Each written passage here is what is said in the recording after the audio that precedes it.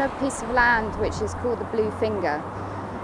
This runs from Bristol city centre all the way along the M32 and beyond the M4. This land is grade 1 agricultural soil, and at the moment it is devalued. I mean, I just dug up this soil. It's got a sort of lovely richness to it, and plants love it, and we're going to lose this forever if we don't start thinking a bit more about grade 1 listed land, which this is. This site is a potential site for a new park and ride. So there's going to be probably around 2,500 cars that could be parked on here.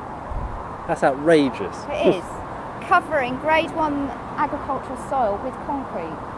I mean, I come from an activist background, and you know, you've got eco-warriors out there sort of chaining themselves against trees, and you've also got sort of government policy people who've talked about food security, and as landscape architects, I feel our role is to bridge the two, to bridge the activists, the local, to the national and the policy. And a piece of land like this is the perfect example of where it could go right and where it should go right.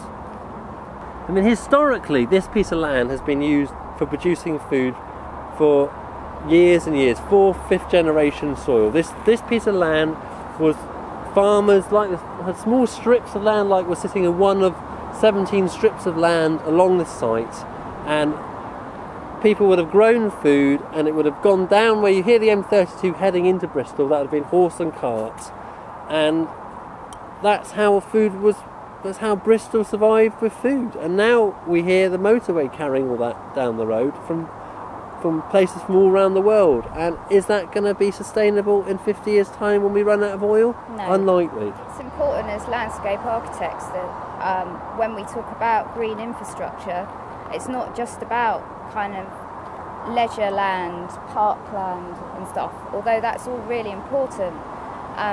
We need to be creating sustainable communities, and part of that is making sure that food production is in all our schemes, whether that's in central urban spaces or spaces like this. You have to get on and do it then. Hang about.